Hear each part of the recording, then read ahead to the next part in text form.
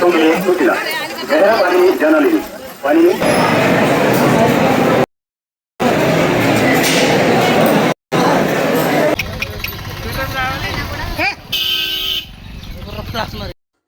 Hi అండి, ఎలా ఉన్నారు? Welcome to Latha YTC. Thumbnail చూడగానే మీకు అర్థమైపోయింది కదా. అవునండి, గురు పౌర్ణమి రోజు మేము గాన్గాపూర్ దత్తాత్రేయ స్వాముల వారిని దర్శనం చేసుకుందామని అయితే బయలుదేరుతున్నాము. ఎన్నో రోజుల నుంచి అనుకున్నానండి, గురు పారాయణ సప్తాహ పారాయణం చేయగానే అనుకున్నాను ఎప్పుడెప్పుడు గాన్గాపూర్ దర్శనం చేసుకుందామా, దత్తాత్రేయ స్వాముల వారిని దర్శనం చేసుకుందామా అని అనుకున్నాను. కానీ కరెక్ట్గా ఈరోజు గురు పౌర్ణమికి నాకు అవకాశం అయితే వచ్చింది. నేను మా ఫ్రెండ్స్ అయితే బయలుదేరామండి. మేడ్చల్ నుండి 2:30కి బయలుదేరుతున్నామండి. మేము గాన్గాపూర్ చేరేసరికి 9 అయిందన్నమాట. ఎందుకంటే మధ్యలో కాస్త వర్షం వచ్చింది. గాన్గాపూర్ దత్తాత్రేయ స్వాముల వారిని దర్శనం చేసుకున్న వారికి చదువు, ఉద్యోగం, వ్యాపారం, వృత్తి, ఇంకెలాంటి రోగపీడలు ఉన్నా, ఎలాంటి దుష్టశక్తులతో బాధపడేవారైనా ఈ స్వామివారిని ఒక్కసారి దర్శనం చేసుకొని సంగమ తీరంలో ఒక్కసారి స్నానం చేసి పాదాలను ఒకసారి టచ్ చేసుకొని మీ కోరికలు చెప్పుకున్నట్టయితే సకల కోరికలు నెరవేరుతాయని భక్తుల నమ్మకం అండి. అందుకని మేము ఎప్పుడెప్పుడు స్వామివారిని దర్శనం చేసుకుందామా అని అనిపించి బయలుదేరుతున్నాం. చాలాసేపటి నుండి ప్రయాణం చేస్తున్నాం కాబట్టి మాకు అందరికీ నడుములు పట్టేసాయి అనమాట. మేము వెళ్తున్న దారిలో హోటల్ 24 కనిపించిందండి. చాలా నీట్గా చాలా బాగుందన్నమాట. ఇక్కడ కాస్త కాఫీ, టీ తాగేసి వెళ్దామని ఇక్కడ ఆగామన్నమాట.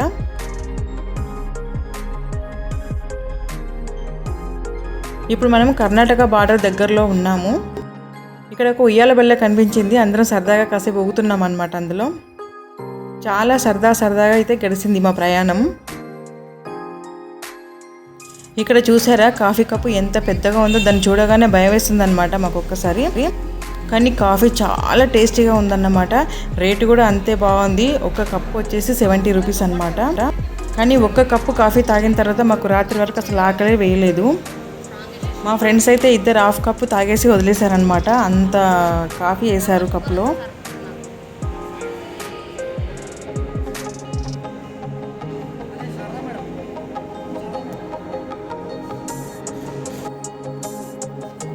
హోటల్ చాలా బాగుంది. ఒకసారి సరదాగా మీకు అందరికి చూపిద్దామని ఇవన్నీ తీశాను. హ్యాండ్ బ్యాగ్స్ కూడా ఉన్నాయండి, కానీ రేట్ కాస్త ఎక్కువగా అనిపించింది.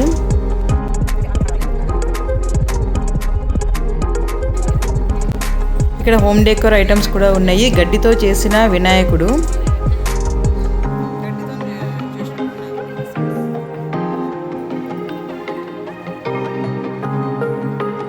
మట్టితో చేసిన హోమ్ డెకోర్ ఐటమ్స్ అండి, మట్టి పాత్రలు.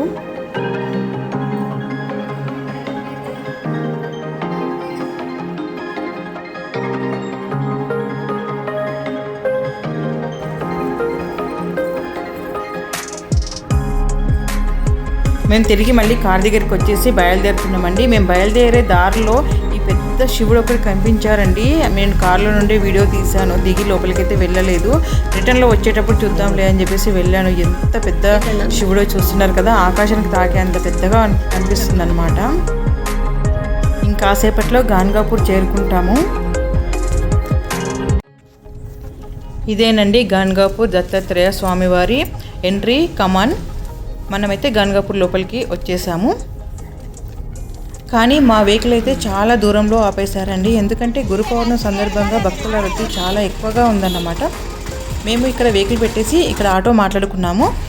ఆటోకి మేము ఓన్లీ 5 మెంబర్స్ ఎక్కితేనైతే 200 అడిగారు, లేదంటే తలా 20 రూపీస్ అనమాట.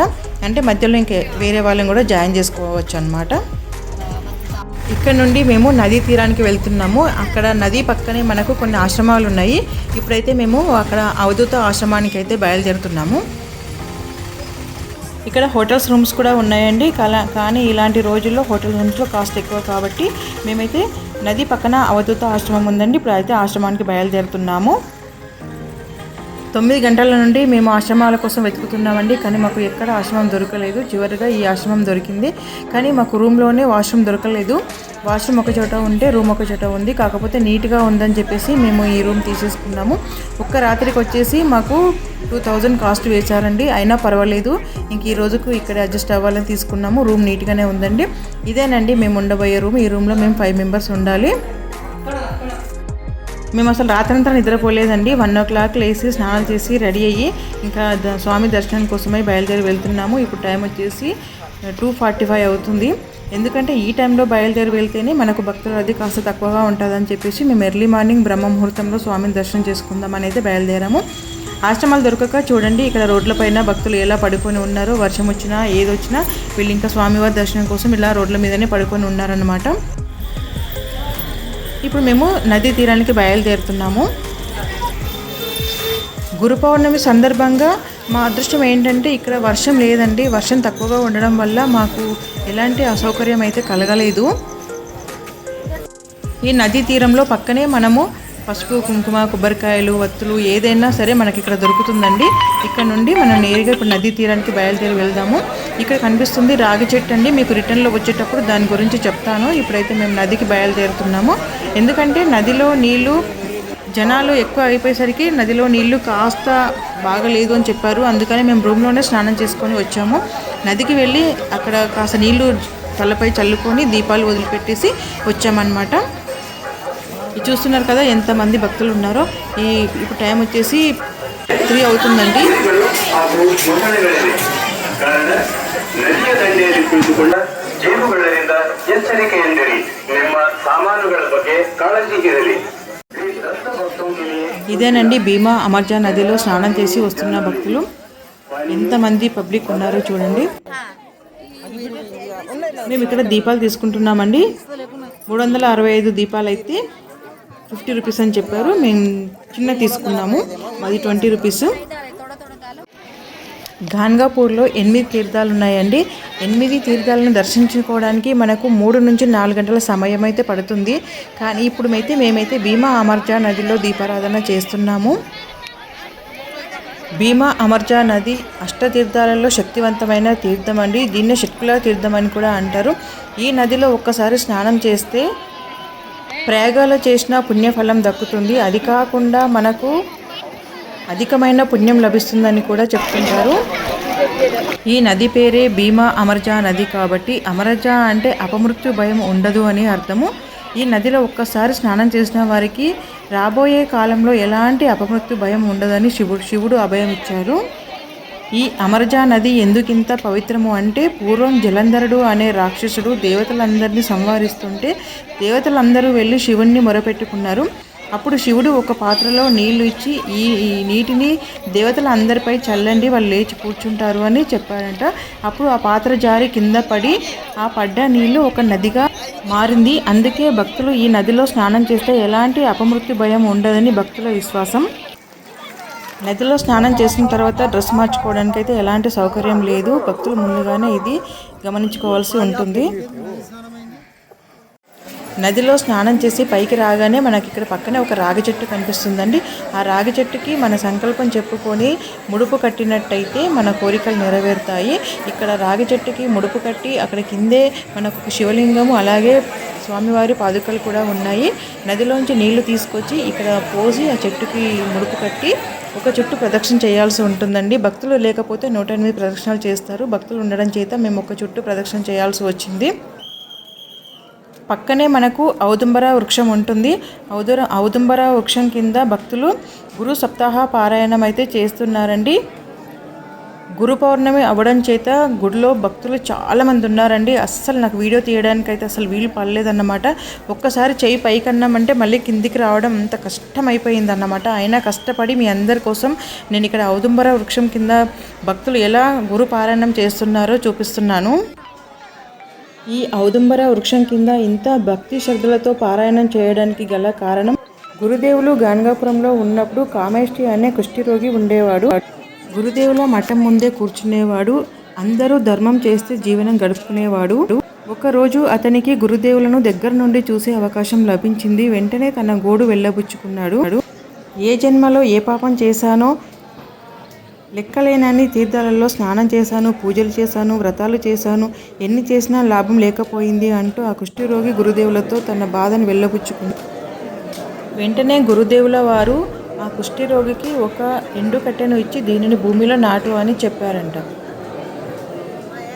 దీనికి ముందు సంగమ తీరంలో స్నానం చేసి అశ్వంత వృక్షానికి ప్రదక్షిణ చేసి రోజు 2 బిందెల నీళ్లు తీసుకొచ్చి ఈ చెట్టుకు పోయి ఈ చెట్టు కనుక పచ్చగా చిగురించినట్టయితే నీ వ్యాధి తగ్గిపోతుంది అంటే గురుదేవులు చెప్పారంట.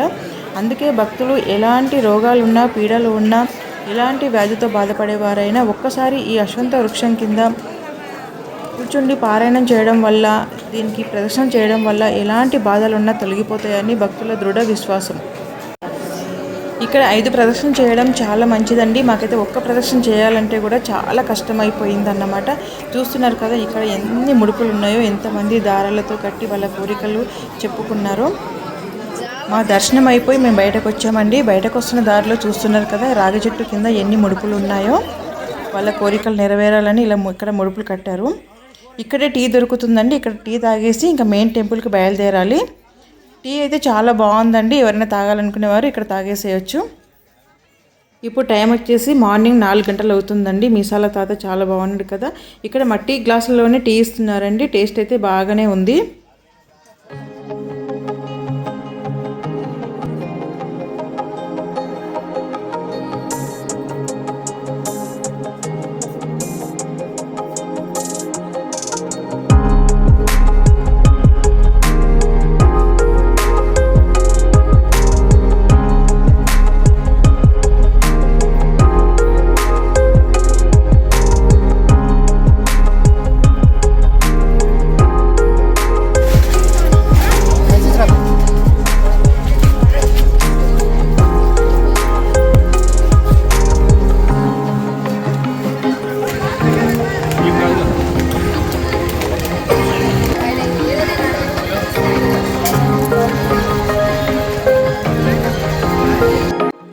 ఇక్కడ నుండి మనం మెయిన్ టెంపుల్కి బయలుదేరుతున్నామండి. బయలుదేరే దారిలోనే ఇలా ధూప్ స్టిక్స్ అమ్ముతున్నారు, అలాగే సాంబ్రాణి అమ్ముతున్నారు. ఎవరికైనా కావాలనుకుంటే తీసుకోవచ్చు. రేట్ వచ్చేసి 100 రూపాయలకు పావు కేజీ ఉందండి. పావు కేజీకి 100 వచ్చాయి. స్మెల్ అయితే బాగానే ఉందండి. మెయిన్ టెంపుల్కి అయితే వచ్చేసాము.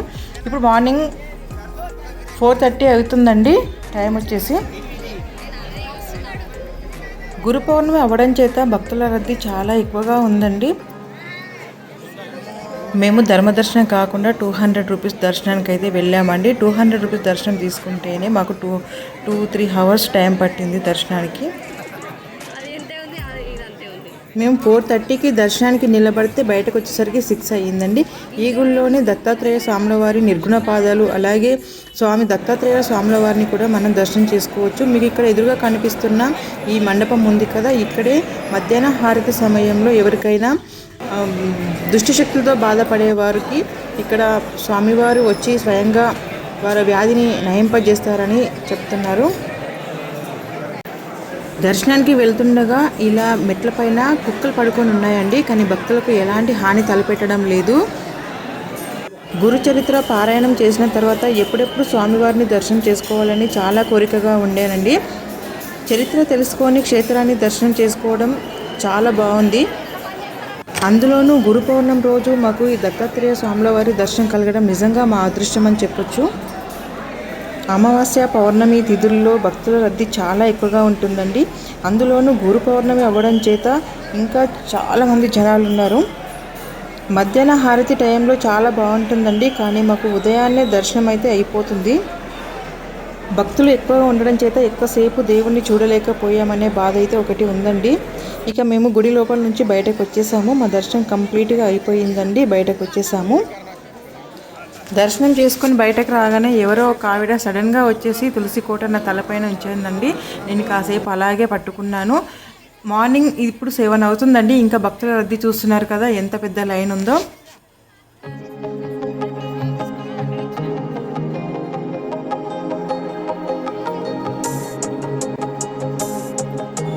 బయటకు వచ్చేసి ఇక్కడ మేము ప్రసాదాలు తీసుకున్నామండి. ఇక్కడ స్వీట్ అయితే చాలా టేస్టీగా ఉందండి. ఇక్కడ శివలింగ ఆకారంలో రుద్రాక్ష ఒకటి కనిపించిందండి, అందుకే మీకోసం చూపిస్తున్నాను. పైన 5 పడగలతోని రుద్రాక్ష అలాగే శివలింగ ఆకారం ఎంత బాగా కనిపిస్తుందో ఒకసారి చూడండి. పొద్దున 7 గంటల నుంచి రాత్రి 12 గంటల వరకు భోజనాలకైతే ఎలాంటి లోటు అనేది అయితే ఉండదు. ఇక్కడ ఉప్మా, ఇడ్లీ, చపాతీ, జొన్న రొట్టె, అన్నం, పంచభక్ష పరమాన్నాలు ఏది తిన్నా కానీ ఫ్రీ అన్నమాట. ఫుడ్కు ఒక్క 1 రూపీ కూడా ఖర్చు పెట్టుకోవాల్సిన అవసరం ఉండదు. పిలిచి మరీ వాళ్ళే పెడుతుంటారన్నమాట. తిండి ప్రియులకైతే ఇక్కడ గొప్ప అవకాశం అని చెప్పొచ్చు అన్నమాట. మళ్ళీ ఎంత మంచి టేస్ట్ ఉన్నాయంటేనండి, అసలు మేమైతే కడుపు నిండుగా తినేసామన్నమాట. అంత బాగున్నాయి ఇక్కడ వంటలు. ఈ క్షేత్రం యొక్క ప్రత్యేకత ఏంటంటే భిక్షాటనండి. ఎవరు వచ్చి మనకు భిక్ష పెట్టినా వద్దనకూడదు. మనం ఎవరికైనా భిక్ష అనేది చేస్తూ ఉండాలన్నమాట. ఏ రూపంలో దత్తాత్రేయుడు వచ్చి మన భిక్షను స్వీకరిస్తున్నాడు అనే భక్తుల నమ్మకము. మేమైతే ఇప్పుడు ఉప్మా, ఇడ్లీ 2 తిన్నామండి. చాలా బాగున్నాయి టేస్ట్ అయితే.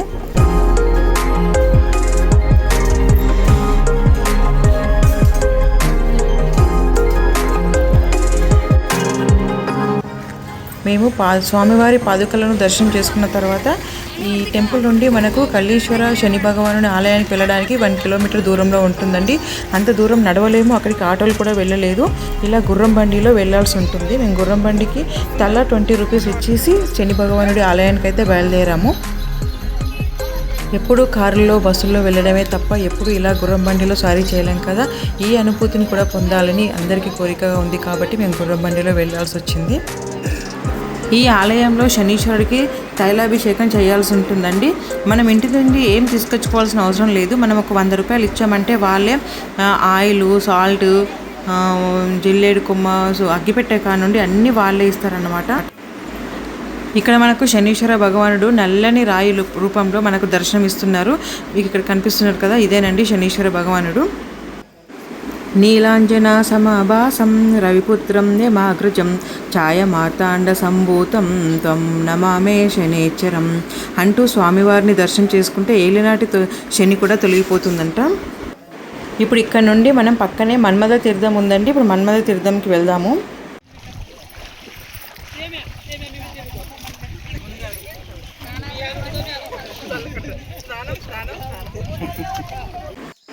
ఇదేనండి మన్మథ తీర్థం.